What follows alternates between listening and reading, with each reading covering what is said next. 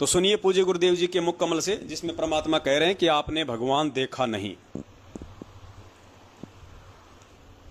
प्रकार ये भक्ति आध्यात्मिक परमात्मा प्राप्ति रूपी जो प्रश्न है, ये क्वेश्चन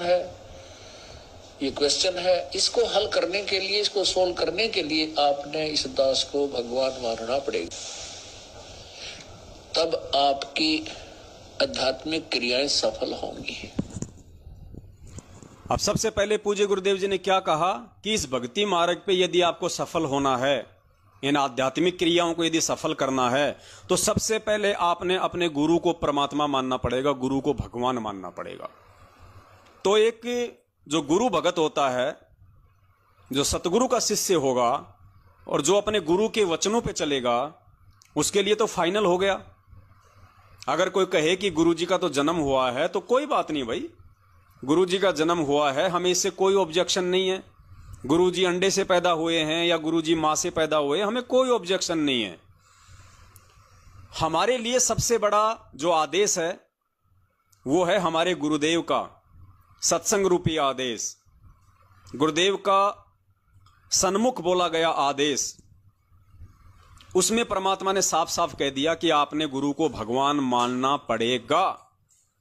तो यहां पे सारी अगरम मगरम ही समाप्त हो जाती है कि गुरु का जन्म हुआ है या गुरु अंडे से आया है या गुरु कहां से आया है।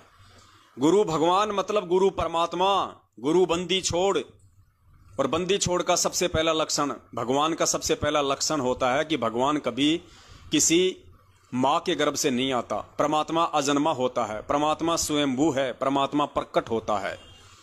तो हमने इसी डेफिनेशन को लेके चलना पड़ेगा। और इस डेफिनेशन के आधार से हम परमेश्वर का फिर जन्मदिन नहीं मना सकते, हम परमेश्वर का प्रकट दिवस ही मनाएंगे। और यही परीक्षा है। तो सबसे पहले तो गुरुदेव ने हमें आदेश दे दिया कि आपने गुरु को भगवान मानना पड़ेगा। और उसके बाद परमात्मा कह रहे हैं कि आपने भगवान को देखा नहीं, आपने इस दास को देखा है। तो भगवान वाली जो क्रिया है, भगवान के साथ में जो रहना होता है, जो क्रिया करनी होती है, भगवान के सामने कैसे बोलना, चलना, उठना, बैठना होता है, वो सारी क्रिया आपने मुझ रामपाल दास को भगवान मान के मेरे साथ करनी पड़ेंगी। क्यों? उसके लिए गुरुजी ने बताया कि जब तुम त्रिकुटी पे जाओगे तो वो कबीर परमात्मा वहां भी मुझ रामपाल दास के रूप में ही तुम्हें मिलेगा। तो जो व्यवहार, जो तुम्हारी सोच आज इस पृथ्वी लोक में मेरे प्रति है, तुम मुझे परमात्मा मानते हो, जन्म लिया हुआ मानते हो, गुरु मानते हो, क्या मानते हो, ऐसी की ऐसी सोच और विचारधारा तुम्हारी त्रिकुटी पे होगी, क्योंकि वहां भी परमात्मा मुझ रामपाल दास के रूप में मिलेगा। तो जैसी सोच आज हमारी गुरु के प्रति इस पृथ्वी लोक पे रहेगी, सेम टू सेम वही सोच हमारी त्रिकुटी पे होगी गुरु जी के प्रति। पुण्यात्मा, हम कितना बड़ा धोखा खा जाएंगे यदि आज हम गुरु जी का जन्मदिन मना रहे हैं तो त्रिकुटी पे भी हम उनको मां से जन्म लिया हुआ ही मानेंगे। आज यदि हम परमात्मा के वचनों को नहीं मानते हैं, गुरुदेव के सत्संग रूपी वचनों पे नहीं चलते हैं, तो त्रिकुटी पे भी हमारे मन में वही विकार रहेंगे। तो बताइए, परमात्मा तुरंत हमारे को वहां से नीचे पटक देगा। तो ये रिहर्सल करवा रहा है परमात्मा सतगुरु के रूप में आके। और मालिक को पता है कि अगर मैंने मेरे दो रूप दिखा दिए कि भैया मेरा गुरु रूप अलग और मेरा परमात्मा रूप अलग, तो जिंदगी में पार ही नहीं हो पाएंगे। और दूसरी बात, जब इनको मालूम पड़ जाएगा कि भैया कोई परमात्मा तो कोई दूसरा है, असली भगवान तो त्रिकुटी पे मिलेगा, ये तो गुरु जी हैं, तो ये यहां पे एक विश्वास के साथ, एक दृढ़ता के साथ में, मर्यादाओं के साथ में भक्ति नहीं कर पाएंगे, क्योंकि ये गुरु को सामान्य समझेंगे। और गुरु को सामान्य समझने वाला व्यक्ति कोई भी भक्ति क्रिया सही तरीके से पूरी नहीं कर पाएगा। और भक्ति क्रिया सफल नहीं हुई तो फिर सतलोक कैसे जा पाएगा। तो एक रूप होते हुए भी वो परमात्मा अपने आप को दो रूपों में दर्शाता है, गुरु रूप में और गोविंद रूप में। तो पहले सत्संग सुनिए परमात्मा का ध्यान से, उसके बाद परमात्मा इस पे और ज्यादा विश्लेषण करवाएंगे। इसी प्रकार ये भक्ति आध्यात्मिक परमात्मा प्राप्ति रूपी जो प्रश्न है, ये क्वेश्चन है, इसको हल करने के लिए, इसको सोल्व करने के लिए आपने इस दास को भगवान मानना पड़ेगा। तब आपकी आध्यात्मिक क्रियाएं सफल होंगी। जैसे आप यहां से जाओगे, आपने परमात्मा देखा नहीं है, आपने इस दास को देखा है, वो परमेश्वर इस दास का रूप धारण करके आपके समक्ष वहां खड़ा होगा। अब जैसा जिसका व्यवहार इस दास के प्रति यहां है वो वैसा ही करेगा। जैसा आपका इस दास के प्रति आपके मन में दोष या श्रद्धा है वो ज्यों की त्यों वहां होगी। जब आपकी वहां एक बार फिर जो है पछोड़ लाओगा परमात्मा, आपके पास भक्ति धन भी है, आपके अंदर गुरु जी के प्रति वह श्रद्धा नहीं है जितनी भगवान के प्रति होनी चाहिए, तो भी आप वहां से रिजेक्टेड हो जाओगे त्रिकुटी के ऊपर। पुण्यात्मा, ये आपको रिहर्सल कराई जा रही है आपसे, और आपने इस रिहर्सल में इस दास को प्रभु मानकर व्यवहार करना है, परमात्मा जानकर हर तरह की क्रिया करनी है। बोलते समय, चालते समय, अंदर में कोई विशेष गुरु जी के विषय में विवेचन करते समय आपने ये जानना पड़ेगा कि जैसे हम भगवान के बारे में सोच रहे हैं, आपने ये विचार करना चाहिए कि हम गुरु जी के बारे में क्या सोच रहे हैं। नहीं, हम भगवान के बारे में सोच रहे हैं। यदि इस दास में कोई दोष देख रहे हो तो आप परमात्मा में दोष देख रहे हो, या तो फिर त्याग जाइए, यहां से चले जाइए। आपको ऐसे गुरु की आवश्यकता नहीं जिसमें आप दोष निकाल रहे हो। हम इसी प्रकार परमात्मा को प्राप्त कर सकते हैं। गुरु मानुष कर जानते ते नर कहिए अंधे, ओए दुखी संसार में आग काल के फंदे।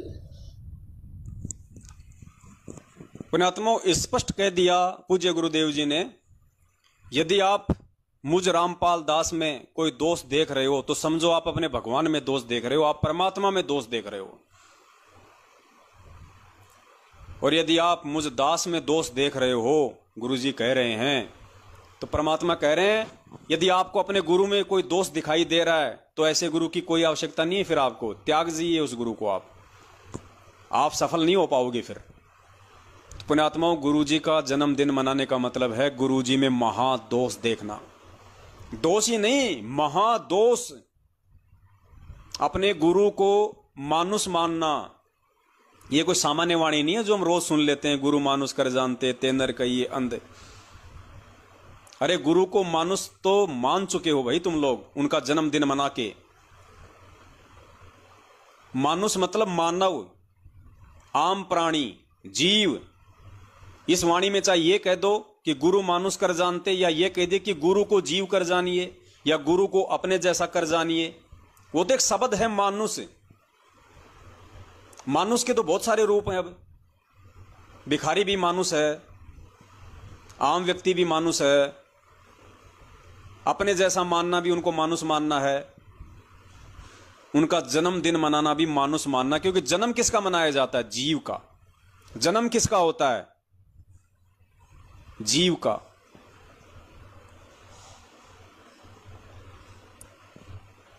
और आपने उसी भगवान का जन्मदिन मना दिया तो आपने अपने गुरु को मानुष मान लिया।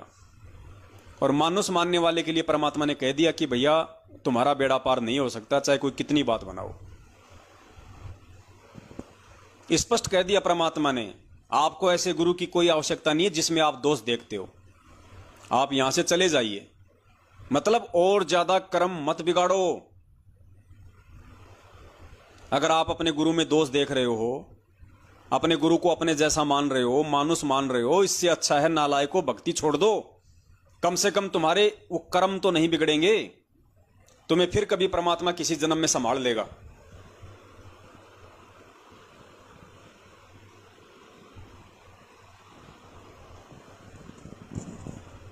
और गुरुदेव कह रहे हैं कि तुमने भगवान को देखा नहीं, तुमने इस दास को देखा है, और भगवान तुम्हें त्रिकुटी पे मिलेगा इस दास के रूप में। पुण्यात्माओं बताइए, तो सही कह रहे हैं परमात्मा कि तुमने भगवान नहीं देखा। यानी ये जो कागज की जो फोटो है कबीर जी दाढ़ी मूछ वाली, ये भगवान की फोटो नहीं है। ये कबीर परमात्मा की फोटो नहीं है।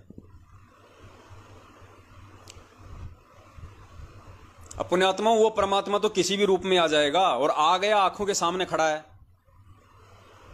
गुरुदेव ने क्या कहा?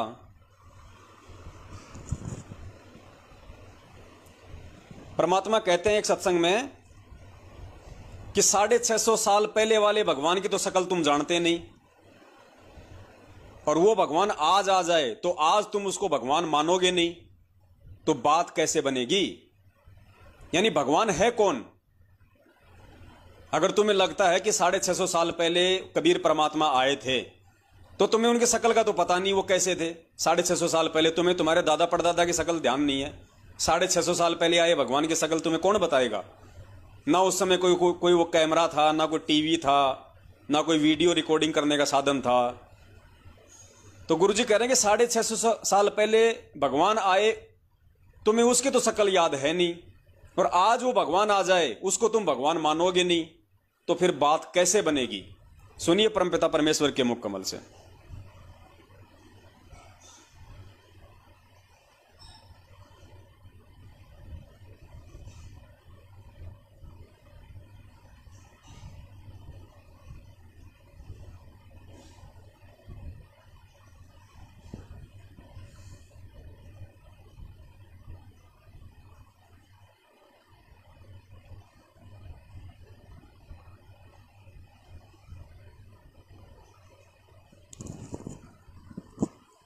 सुनिए परमात्मा के मुख कमल से, और फिर विचार करना पुण्यात्माओं कि परमात्मा कौन है और किस प्रकार से समझाएंगे फिर पूज्य गुरुदेव जी हमें।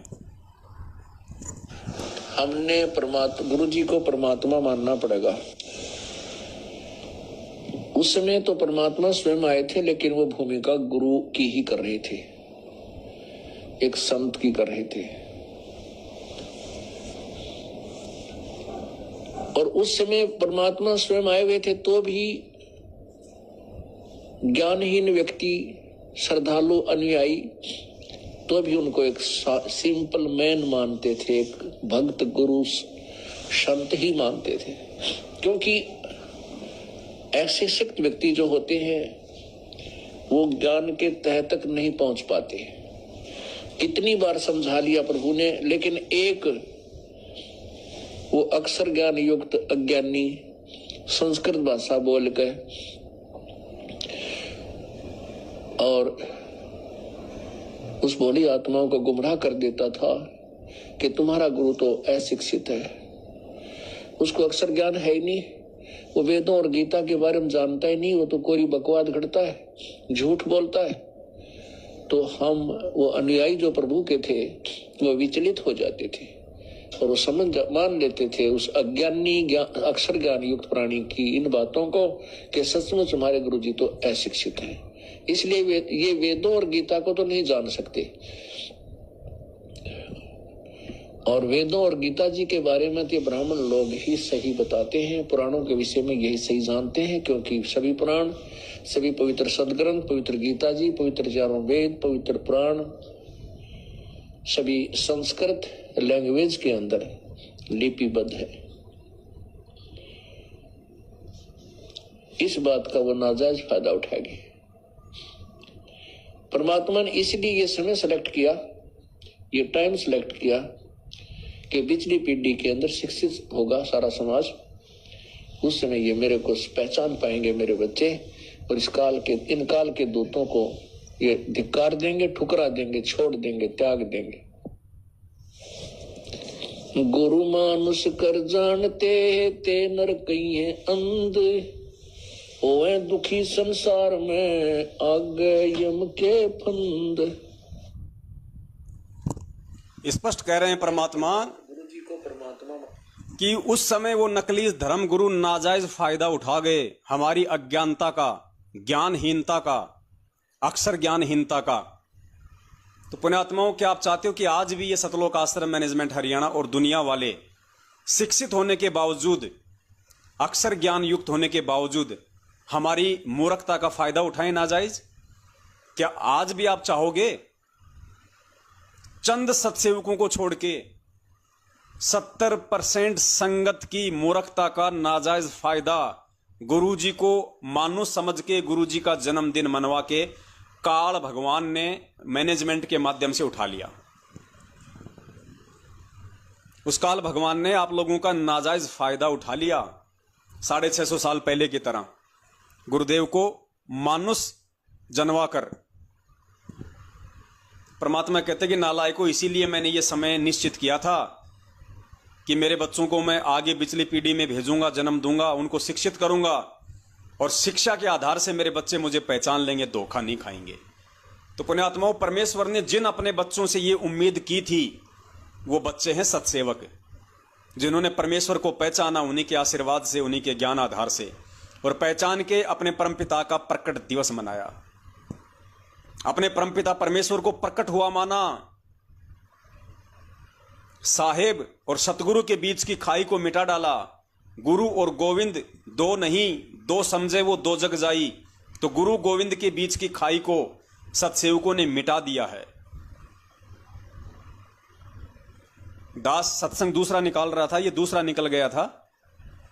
अब सुनिए परमात्मा का वो सत्संग जिसमें गुरुदेव स्पष्ट कह रहे हैं कि 650 साल पहले जो परमात्मा आए थे उनको तो तुम जानते नहीं, कैसे उनकी रूप था, कैसा रंग था, कैसी उनकी शक्ल थी, और आज वो भगवान आ जाए तो आज उसको तुम भगवान मानो नहीं, तो भैया फिर बात बनेगी कैसे।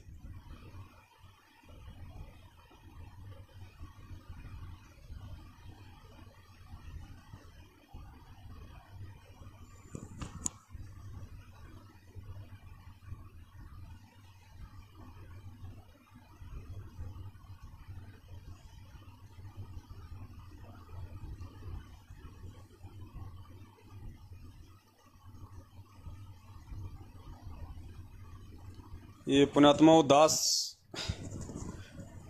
क्योंकि इसमें हजारों वीडियो हैं परमात्मा के छोटे छोटे, एक से बढ़ के एक हैं, और दास उनको अंग्रेजी में लिखता है और उसके अकॉर्डिंग दास उसका वो दे देता है, टैग, नाम डाल देता है। अब दास कई बार नाम भूल जाता है, कौन सा वीडियो किस नाम से, ये कई बार निकल जाती हैं दास के दिमाग से।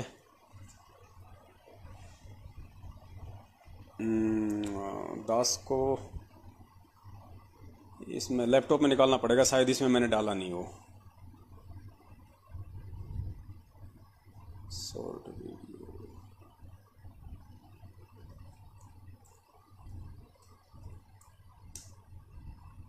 इसमें है, तो सुनना पुण्यात्माओं। परमपिता परमेश्वर जी के मुख कमल से स्पष्ट कह रहे हैं गुरु जी। चलो इसमें तो ऑडियो है, आपको दिखाने की भी आवश्यकता नहीं, खाली ऑडियो में है, आप आवाज सुन लेना बस।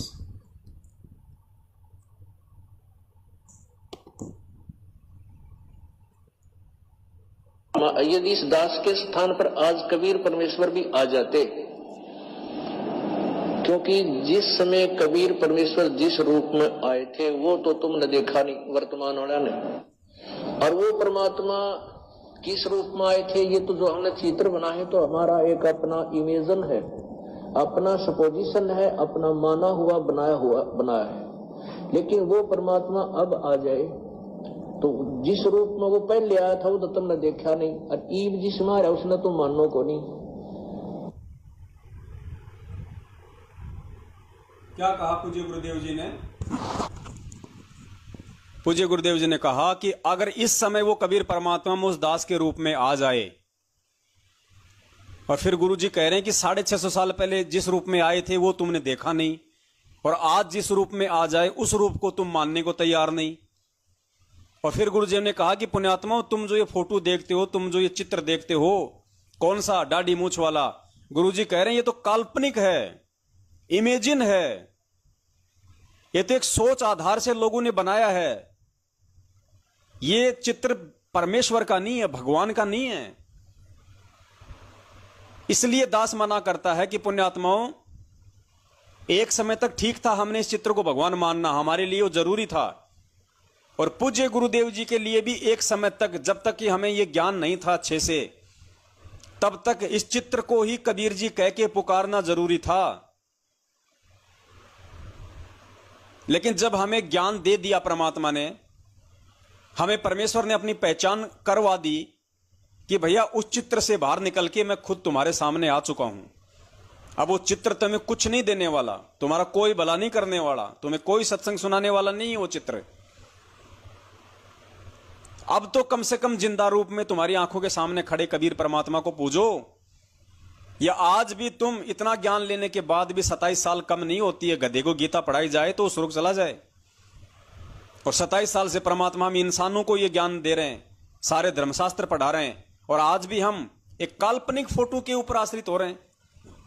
एक चित्र जो हमारे भगवान का नहीं, और भगवान का भी है तो हमारे किसी काम का नहीं। अगर 650 साल पहले वाला ये चित्र जो हम मानते हैं कि ये कबीर जी की असली फोटो है, तो भी हमारे किस काम की? जब वही कबीर आज साक्षात हमारे सामने प्रकट है, तो उसी परमात्मा की 650 साल पुरानी फोटो हमारे क्या काम की? हम क्यों उस फोटो का जून के महीने में प्रकट दिवस मनाएं? उस फोटो को क्यों हम अपने घर में रखें? अगर फोटो को हम घर में रखेंगे, दरबार में रखेंगे, तो हमारी सुई जाएगी दो पे। जब हमारा परमात्मा एक है, हमारा इष्ट एक है, हमारा गुरु एक है, तो दूसरे को घर में रखने का फायदा क्या? जब भी उसको देखोगे आपका ध्यान डाइवर्ट होगा, आपका प्यार बटेगा, आपकी आस्था बटेगी। अरे किसी आदमी की 2 पत्नियां हैं, अब बताओ वो प्यार उस आदमी का बटा कि नहीं बटा उन दोनों में?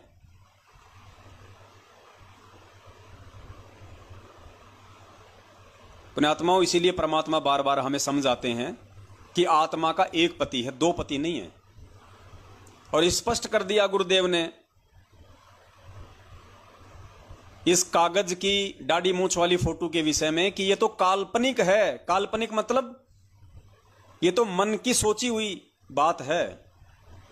भगवान का ऐसा रूप नहीं था, भगवान का ऐसा चित्र नहीं था।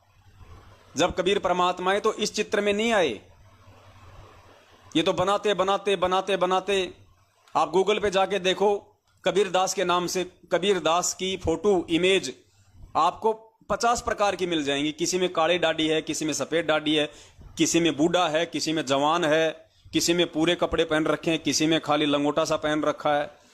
आपको 50 प्रकार की फोटो मिल जाएंगी, क्योंकि बार बार बार बार बार बार हमें उसी फोटो को हमारे सामने पेश किया जा रहा है, तो हमें लगता है कि यही भगवान है। अब जैसे ये तो चलो 650 साल पुरानी बात हो गई पुण्यात्माओं। आप लोग रामायण देखते हो, रामायण तो कब बनी है? ये 20-30 साल पहले बनी थी।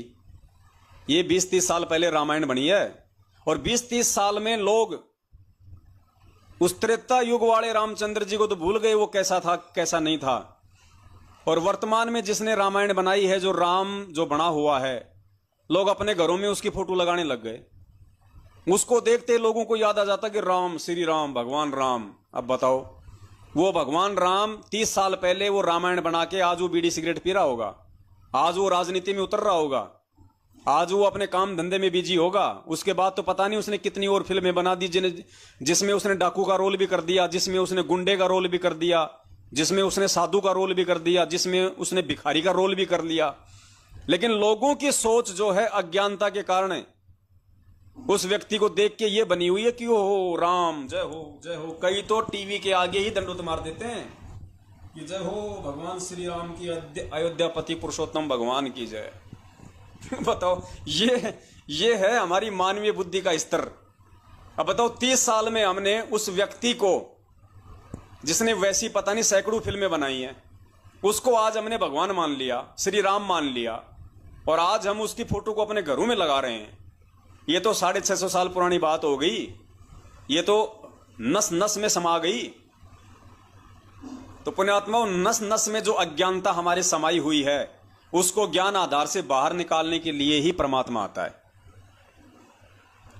तो इस फोटो का, दाढ़ी मूंछ वाली फोटो का, और पुण्यात्माओं ये अंतिम समय चल रहा है, ध्यान रखना, परमात्मा बार बार मौका नहीं देगा। अगली बार जून में यदि किसी ने इस दाढ़ी मूंछ वाली फोटो को भगवान मान के यदि इसका प्रकट दिवस मना दिया, पुण्यात्माओं माफी नहीं है परमात्मा के घर में, बिल्कुल 1% भी इतने मौके नहीं देगा भगवान। ज्ञान दे दिया, समझ दे दी, बुद्धि दे रखी है, अब भी यदि गलती करेंगे परमात्मा क्षमा नहीं करेगा। तो हम सत्सेवकों ने तो भूल के भी इस फोटो का प्रकट दिवस मनाने की तो सोचनी भी नहीं है, वरना उसी समय आत्मा के 2 पति बना लेंगे। हमने तो अपने घर में भी इस फोटो को नहीं रखना है। अगर किसी के दरबार में अगर ये फोटो लगी हुई है जिसमें नीचे गुरुजी हैं, ऊपर दाढ़ी मूंछ वाली फोटो है, जो गुरु गोविंद की फोटो होती है लाल लाल, पुण्यात्माओं सह सम्मान उस फोटो को वहां से हटा लो, सह सम्मान हटा लो वहां से, बहते हुए जल में प्रवाह कर दो उस फोटो को, या कहीं रख दो एकांत में, कोई दिक्कत नहीं, या इनके फर्जी नामदान केंद्रों पे दे आओ, या किसी दूसरे भगत को दे दो कि भैया ले ले तेरे को फोटो चाहिए तो। हमारा भगवान हमारे हृदय में है, हमारे मन मंदिर में है, और घर पे भगवान की फोटो लगाएंगे, अकेले के लगाएंगे, केवल पूज्य गुरुदेव जी की फोटो लगाएंगे और किसी की फोटो नहीं लगाएंगे। ना हमारा गरीबदास जी से कोई लेना देना है, ना हमारा चितानंद जी महाराज से कोई लेना देना है, ना हमारा स्वामी रामानंद जी महाराज से कोई लेना देना है। हमें जो जड़ थी, जो मूल है, वो हमें मिल गया, और परमेश्वर ने हमें समझा दी वो सारी बातें। गरीबदास जी की फोटो का सहारा, रामानंद जी की फोटो का सहारा, दाढ़ी मूंछ वाली कबीर जी की जाने समझे जाने वाली फोटो का सहारा, ये भगत को उस समय तक जरूरी है जब वो इस भक्ति मार्ग पे जुड़ता है नया नया, क्योंकि उसे ज्ञान नहीं होता इतना। अचानक से उससे अगर ये बातें बताई जाएंगी तो वो स्वीकार नहीं कर पाएगा। उसके लिए उसको कुछ समय, कुछ साल उसको ज्ञान सुनना पड़ता है। उसके बाद उसको फिर धीरे धीरे धीरे धीरे ये चीजें समझ में आएंगी कि हाँ, गरीबदास हर रूप में तू ही बोलनहार, हर रूप में वो परमात्मा ही सारा खेल खेलता है, सारी लीला करता है। तो क्या ना उस एक ही भगवान को पूज लो। एक के साधे सब सदे, सब साधे सब जाए, माली सींचे मूल को, फले फूले अघाए। जब एक के साधने से सबकी साधना हो रही है तो घर में 50 फोटो रखने की जरूरी है? सिर्फ अपने दरबार में, अपने घर पे, जहां भी आपकी नजर पड़े, जहां भी, सिर्फ अपने पूज्य गुरुदेव जी की फोटो लगाओ, अन्य किसी की मत लगाओ। अब जैसे नित्य नियम हम करते हैं, उसमें 3-4 फोटोएं आती हैं गरीबदास जी की, रामानंद जी की, तो कोई दिक्कत नहीं है, उन फोटों को नहीं हटाना है। वो परमात्मा ने हमारे को एक आरती की पुस्तक बना के दी हुई है, वो पुस्तक सभी के लिए, तो हमने उन पुस्तकों से हटाना नहीं है, लेकिन हमने उनमें कोई आस्था भी नहीं रखनी है। हमने केवल भक्ति विधान को पूरा करते हुए केवल उनके नाम हमने लेने हैं, कोई दिक्कत नहीं है। जैसे हम सुबह सुबह हम लोग नित्य नियम करते हैं, सबसे पहले बोलते हैं बोलो सतगुरुदेव जी की जय। सबसे पहले अपने गुरुदेव की जय बोलो। अपना गुरु कौन है? कबीर परमात्मा है। वास्तविक नाम अपने गुरुदेव का है कबीर देव। आज संत रामपाल जी महाराज जी के रूप में है, सतगुरु के चोले में है, लेकिन उस कबीर नाम से पहले आज हमने सतगुरु की जय बोलनी है, अपने पूज्य गुरुदेव जी की जय बोलनी है, संत रामपाल जी महाराज जी की जय, बंदी छोड़ सतगुरु रामपाल जी भगवान की जय। उसके बाद में आपने कबीर जी की जय बोलनी है, क्योंकि वो कबीर नाम जो है बाद में है, पहले उसी कबीर परमात्मा का वो नाम हमारे लिए ज्यादा महत्व रखता है, जिस रूप में वो कबीर परमात्मा आज धरती पे प्रकट हैं। तो हमारे लिए उस कबीर जी की फोटो से, उस कबीर जी के नाम से, यदि सबसे महत्वपूर्ण कोई नाम है तो हमारे गुरुदेव का नाम है। सबसे महत्वपूर्ण यदि कोई स्वरूप है तो हमारे गुरुदेव का स्वरूप है। उसके बाद में उस नाम की जय बोलनी है, केवल इन पुस्तकों में, बाकी कोई मतलब नहीं हमारा। सुनो एक बार दोबारा ध्यान से, खुद गुरुजी इस फोटो को रिजेक्ट कर रहे हैं। और पुण्यात्माओं, ये बातें आज से पहले हमें समझ में क्यों नहीं आ रही थी?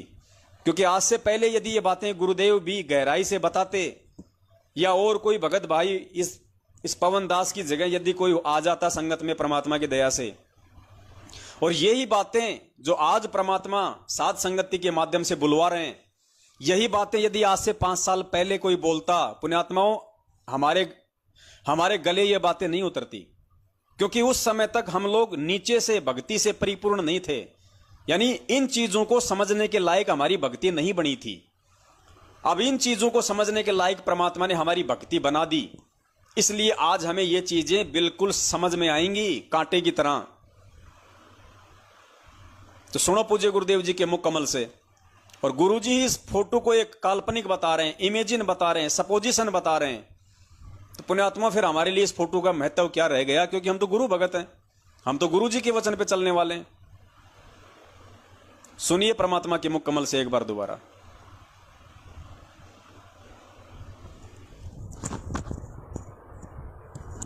यदि इस दास के स्थान पर आज कबीर परमेश्वर भी आ जाते, क्योंकि जिस समय कबीर परमेश्वर जिस रूप में आए थे वो तो तुमने देखा नहीं वर्तमान वाला ने, और वो परमात्मा किस रूप में आए थे ये तो जो हमने चित्र बना है तो हमारा एक अपना इमेजन है, अपना सपोजिशन है, अपना माना हुआ बना है। लेकिन वो परमात्मा अब आ जाए तो जिस रूप में वो पहले आया था वो तो तुमने देखा नहीं, और ईब जिसमें है उसने तो मानो को नहीं। बताओ 650 साल पहले वाला रूप तुमने देखा नहीं। देखा नहीं मतलब ये फोटो फिर काल्पनिक है, वरना गुरुजी कह देते कि बच्चों यही फोटो है उस कबीर परमात्मा का जो 650 साल पहले आए थे। लेकिन गुरुजी कह रहे कि 650 साल पहले जो परमात्मा आए थे वो रूप तो तुमने देखा नहीं, और वर्तमान में जो आ गया उसको तुम मानोगे नहीं, तो बात कैसे बनेगी। पुण्यात्माओं, गुरुदेव के कहने का मतलब, गुरुदेव का संकेत यह है कि पुण्यात्माओं अब ये अगरम मगरम छोड़ दो, भक्ति मार्ग पे अब तुम कोई नादान बच्चे नहीं रहे हो। अगर अच्छी आत्मा हो, संस्कारी आत्मा हो तो 3 साल बहुत होती हैं समझने के लिए, 3 साल काफी होती हैं गुरुदेव को समझने के लिए। तो गुरुदेव का संकेत है कि अगरम मगरम छोड़ दो, ये फोटोओं के ऊपर आश्रित होना छोड़ दो, ये फोटो का प्रकट दिवस मनाना छोड़ दो। जब वो जिंदा कबीर तुम्हारे सामने प्रकट है तो क्यों फोटोओं के ऊपर आश्रित होके अपने गुरुदेव को दुखी कर रहे हो।